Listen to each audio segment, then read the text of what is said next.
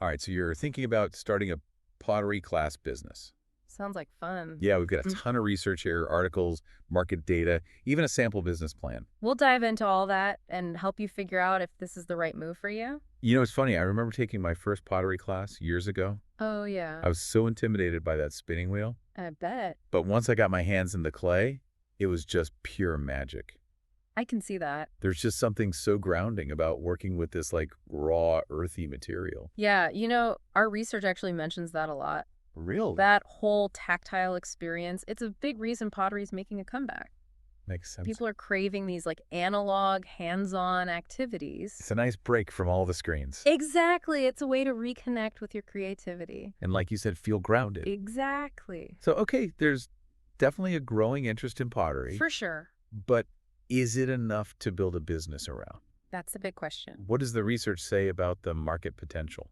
Well, the numbers are actually pretty encouraging. Yeah. One report, we have projects like 15% growth in the arts and crafts industry over the next 5 years. Wow, 15%. Yeah, and pottery studios are expected to be a big part of that. So there's room to grow. Definitely. And what's even more interesting is the demand for classes seems to be outpacing the supply. So low competition.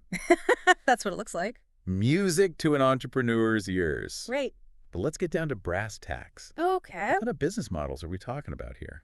Good point. I mean, not everyone can just open a huge studio right away. Definitely not. The research actually outlines a few different models, Okay. each with their own pros and cons. Makes sense. You could start small, like with pop-up workshops at community centers, That's a good idea. or even host classes in your own home if you have the space. Yeah, startup costs would be pretty low that way. Exactly. It's all about testing the waters. I like it. Now, the research also mentions mobile pottery classes. Oh, yeah, like a food truck, but for clay. Exactly. You bring the wheels, the tools, everything to different places. So you could go to schools, corporate offices, even birthday parties. Right. You're reaching a lot of different people that way. I love the flexibility of that. Yeah, it's a great way to build a following, too. Okay, so let's say you do want to go the traditional route and set up a studio. Okay. What should you keep in mind when choosing a location?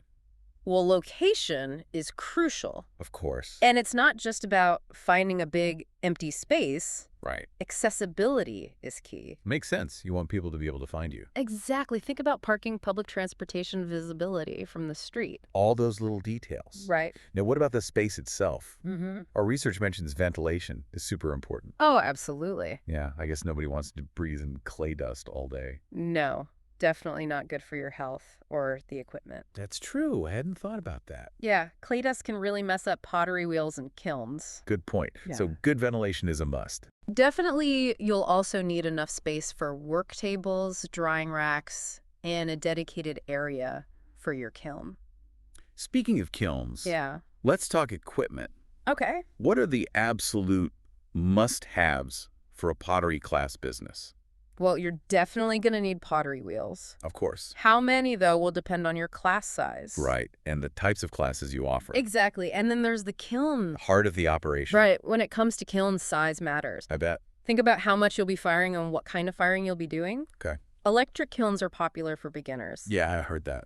But gas kilns give you more control over temperature and atmosphere. So there's a trade-off there. There is. Okay, so that's the big stuff. Uh-huh. What about the smaller tools and materials? Yeah. Is there anything a budding pottery entrepreneur should be particularly picky about? The quality of your tools is really important. How so? It directly impacts the learning experience. Interesting. Invest in sturdy, well-maintained tools that are good for beginners. Makes sense. You'll need basic sculpting tools, wire cutters, sponges, ribs for smoothing clay, Okay. and a variety of brushes for applying glazes. Speaking of glazes, Yes. what should we know about choosing those? Well, choosing glazes can be overwhelming. I bet there are so many options. There are tons. So many colors and finishes. Exactly. But it's also one of the most fun parts of pottery. I can see that. You've got low-fire glazes, high-fire glazes, glazes that create smooth finishes, textured finishes. That's endless. It really is. And don't forget about underglazes. Under glazes. Yeah, those are applied before the glaze Oh, for added color and detail. I didn't know that. It's a whole other world. It sounds like there's a whole world of clay and glaze chemistry to explore. There definitely is. But before we get too deep into the artistic side of things, Okay, let's talk business again. sounds good. How do you actually price pottery classes to make sure you're making a profit? That's the million-dollar question, isn't it? It is. Well, one of our sources suggests starting with a competitive analysis. What does that mean? Look at what other studios in your area are charging. For similar classes. Exactly. But don't just blindly follow the crowd. Okay. You have to factor in your own costs. Like materials? Yeah, studio overhead. And of course, your time. Exactly. Your time is valuable. But how do you find that sweet spot? Sweet spot. Yeah, between what students are willing to pay and what you need to charge to make this a viable business. Right. Well, you could think about offering different pricing tiers. Oh, like different levels. Exactly. Maybe a basic intro workshop is priced lower. To attract beginners. Right, while a multi-week course costs a bit more. Because they're getting more instruction. Right, and don't forget about the value you're offering. Okay. Are you teaching specialized techniques? Oh, right. Do you have a unique teaching style? Yeah, you're the expert. Don't undervalue your expertise. Good point. Package deals can also be a good idea. Like bundles of classes? Exactly. It encourages students to commit to multiple classes. And it gives you a more stable income stream. Right. What about memberships? Those are great too. I could see that. They can really foster a sense of community. Yeah, and create repeat customers. Right. You could even offer different membership levels. Oh, with different perks. Exactly. Okay, so we've covered location equipment pricing. We're making progress. But before we get too excited about throwing pots and glazing masterpieces, there's the not so fun, but very important legal side of things to consider. Right. You can't skip the legal stuff. Definitely not. First and foremost, you'll need to get any business licenses and permits. Required in your city or state. Right. That makes sure you're operating legally. And protects you from fines. Exactly. What about insurance? Oh, that's crucial. Especially when you're working with kilns and sharp tools. You need liability insurance. What'd that cover? It protects you if a student gets injured in your studio. Or if their property is damaged. Exactly. You might also want to look into product liability insurance. If you're selling your own pottery. Right. Or offering pottery kits. So we've got the legal framework in place. We're getting there. Now, how do we actually get those eager students through the door? It's time to talk marketing. My favorite part. Well, it's all about getting the word out Uh-huh. and showing what makes your pottery classes unique. Okay. Start with the basics, a website. Makes sense. It's your digital storefront. So it needs to look good. Yes. Visually appealing, easy to navigate, informative. I'm picturing lots of beautiful photos of pottery, Definitely. testimonials from happy students, Of course. clear info about class schedules and pricing, Exactly. And don't forget about SEO, SEO. search engine optimization. Oh, right. Make sure your website is optimized for local searches. So people in your area can find you. Exactly. Think about the key words they might be using. Like pottery classes near me. Exactly. Or beginner pottery workshops. Okay, so we've got our website up and running. What about social media? Oh, that's huge these days. It seems like everyone's on Instagram and TikTok. They are. And social media is a powerful way to connect with potential students. It is. Instagram is perfect for showing off your pottery photos. Beautiful photos. And behind-the-scenes glimpses of your classes. I love that. TikTok is great for sharing quick videos. That highlight your teaching style. Exactly. And the fun atmosphere of your studio. It's a great way to capture the energy of the classes. It is. But what about people who aren't online? Good point. You can't forget about offline marketing. Like what? Don't underestimate good old-fashioned networking. Talking to people. Exactly. Partner with local businesses. Like cafes, art galleries, community centers. Right. Host workshops or cross-promote each other's services. What about flyers and brochures? Those can be effective too. Sometimes those tangible marketing materials can really grab people's attention. Definitely think about where your ideal students hang out. Okay. Are they browsing in art supply stores? Sipping coffee at independent cafes? Possibly. Leave flyers or business cards in those spots? Strategic locations. Exactly. And never underestimate the power of word-of-mouth marketing. Oh, that's the best kind of marketing. Happy students are your best ads. Absolutely. Offer referral programs. Encourage online reviews. Create a welcoming and inspiring studio environment that people will want to tell their friends about. Okay, so we've covered a lot of ground here. We have. From choosing a location and equipment to pricing strategies and marketing tactics. It's all coming together. We're starting to get a pretty clear picture of what it takes to launch a pottery class business. We are. And while it might seem daunting at first, Yeah, it's a lot to think about. It is, but remember, this is a business built on creativity and passion. That's a good point. Embrace that. Let your unique personality shine through. In your classes, you're marketing everything. Exactly. It's not just about following a formula. It's about bringing your own style and energy to the clay. I love that. But before we get lost in a world of glaze colors and kiln temperatures, Okay. let's take a closer look at those additional revenue streams we mentioned earlier. Sounds good. We'll be back in a jiffy to explore those creative ways to diversify your income. And build a truly thriving pottery business. We'll be right back. Welcome back. We're diving deeper into those creative revenue streams. The ones that can really boost your bottom line. Exactly. We touched on selling handmade pottery before. And those pottery kits. Yeah, let's flesh those ideas out a bit. Okay. What kind of pottery actually sells well? Well, think about things people use every day. Like what? Mugs, bowls, plates, planters. Those are always in demand. Yeah, those are practical. But you can also add your own unique touch. Make them special. Exactly. Maybe you specialize in hand-carved designs. Oh, I like that. Or vibrant glazes. Oh. Or a specific pottery style. It's all about finding your niche. It is. One article mentioned selling directly to customers through craft fairs. Or online platforms like Etsy. Yeah, that could be really profitable. Those platforms give you access to a global market. Wow. But you have to think about presentation. What do you mean? High-quality photos, compelling descriptions, competitive pricing. You want to stand out? Exactly. You want to attract buyers. It sounds like having a strong brand identity is important too. Oh, definitely. People want to know the story behind the pieces they buy. That's a great point. People are drawn to authenticity. I can see that. Share your creative process. Talk about your inspiration. Connect with customers on a personal level. Make it personal. Exactly. That's what sets handmade goods apart. Okay, so let's say our online shop is set up. Okay. Our pottery's flying off the virtual shelves. Love it. Now what about those pottery kits? Oh, those are great. I'm really intrigued by this idea. They're a fantastic way to reach a different market. Who are we talking about? Busy parents who want to do something fun with their kids at home. Oh, that's a good one. Or adults who are curious about pottery but not ready for a class. Makes sense. One source suggested themed kits. Themed kits? Yeah, like a make-your-own mug kit. That's cute. Or a sculpt your pet kit. Oh, I love that. It's all about appealing to specific interests. I like it. And the packaging could be fun too. Definitely make it eye-catching and include everything the customer needs. Clay tools, instructions. Maybe even some inspiration photos or video tutorials. That's a little pottery adventure in a box. Exactly. But let's move beyond the tangible products for a second. We also talked about online courses. Oh, yeah, those are huge. They seem like a great way to expand your reach. Online courses are a game changer for pottery instructors. How so? You can teach your signature techniques, reach a global audience, generate passive income. Passive income. That's the dream. It is, and you can create courses at different price points and skill levels. So you can cater to different needs. Exactly. One article mentioned the importance of high-quality video production. Oh, that's crucial. People need to be able to see what you're doing. Absolutely. Invest in good lighting, clear audio, a good camera that can capture close-ups. You want those details. You do. You might even want to use a video editor to make things look really professional. Make it polished. Right. What about the content itself, though? Good question. How do you structure an online course?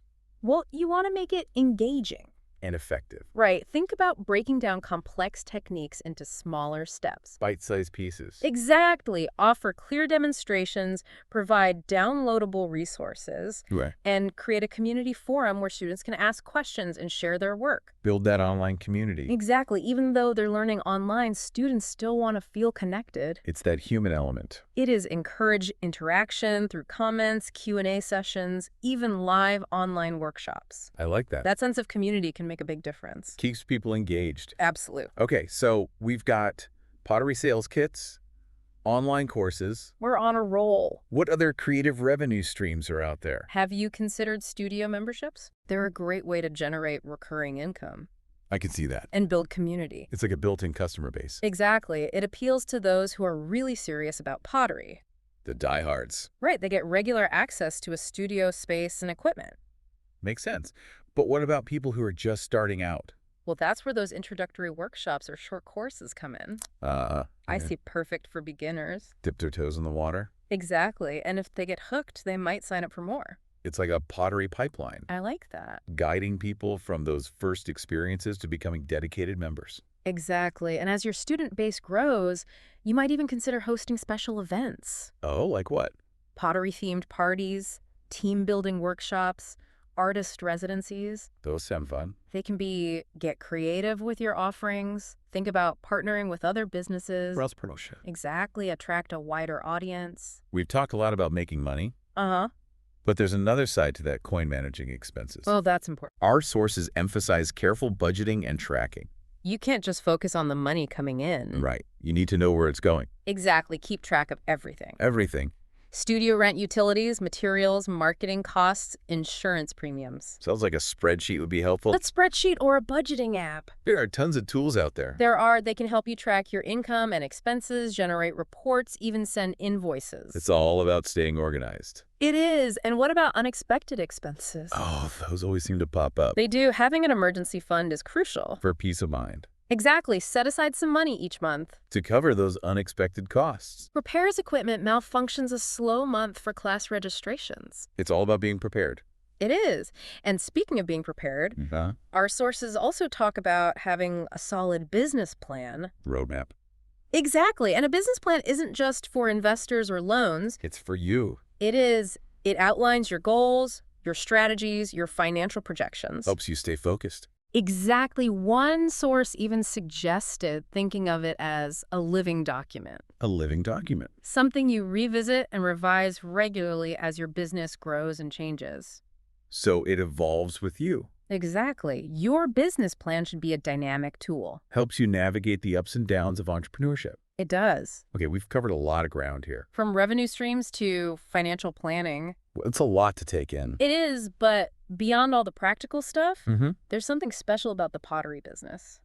What do you mean? There's a certain magic to working with clay. Transforming this raw material into something beautiful. Exactly, and when you share that passion with others, it creates a connection. It's more than just a business. It is. It's about community creativity, helping people discover hidden talents. That's beautiful. And that's what makes this business so rewarding. It's about connecting with people.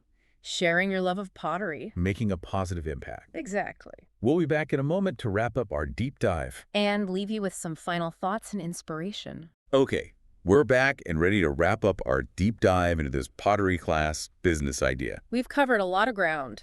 From location scouting to marketing magic. We have. But beyond all the nuts and bolts, Yeah. what does it really take to thrive as a pottery class entrepreneur? That's the key question, isn't it? I mean, we've talked about the skills you need, the knowledge, Right. but what about the mindset? The right mindset. What qualities really make someone successful in this field?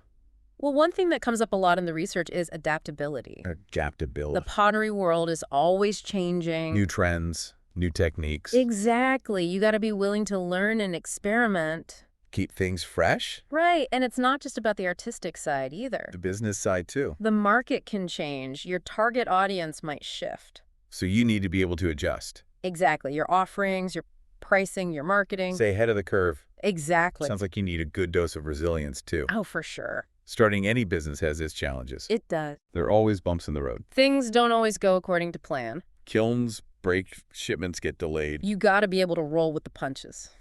Find creative solutions. Keep that entrepreneurial spirit alive. And speaking of spirit, let's talk about passion. Passion, the fuel. You can't fake it. No, you can't. Students can tell if you're truly invested. Invested in your craft and in their success. It makes all the difference. And that passion is contagious. It really is. It creates a positive learning environment. Inspires students. Builds community. So we've got adaptability, resilience, passion. It's a good start. Anything else? Maybe one that might surprise you. What that? Patience. Patience. Teaching pottery takes a certain zen. Not everyone's a natural. Not everyone's going to pick it up right away. Right. Got to be encouraged. Exactly. Guide them through the process. Celebrate those little victories. And that patience applies to the business side, too. Oh, how so? Building a loyal customer base takes time. Refining your offerings. Reaching those financial goals. It's a marathon, not a sprint. It really is. It's like crafting a beautiful pot. Takes time and skill. Embrace the imperfections along the way. And speaking of imperfections, Yeah. let's talk about that connection to nature. Yeah, We mentioned the eco-friendly practices earlier, right. but there's something deeper here. There is. It's about working with this raw material. understanding its properties. respecting its rhythms. It's grounding. Yeah, It's inspiring. and in a world that's so fast-paced and tech-driven, Yeah. that connection to nature feels more important than ever. I agree. It adds a layer of meaning to the work. So it's more than just a business, What business with a soul? connecting us to our creativity, to each other, to the natural world. Beautifully said. So if you're feeling that pull That desire to share your passion for pottery. and build a business that's both fulfilling and impactful, Take the leap. the world needs more beauty, more creativity. More businesses driven by purpose and heart. So go forth and create. Shape your dreams into reality one pot at a time. That's it for our deep dive into the world of pottery class businesses. We hope you found it helpful. Inspiring, maybe even. Maybe you're already picturing your own studio. Filled with happy students creating beautiful things. If you're feeling that spark, Don't ignore it. explore it, nurture it. Let your passion for pottery guide you. You might just surprise yourself. And that's it for this episode of The Deep Dive. Until next time, keep exploring Keep learning. and keep diving deep. See you next time.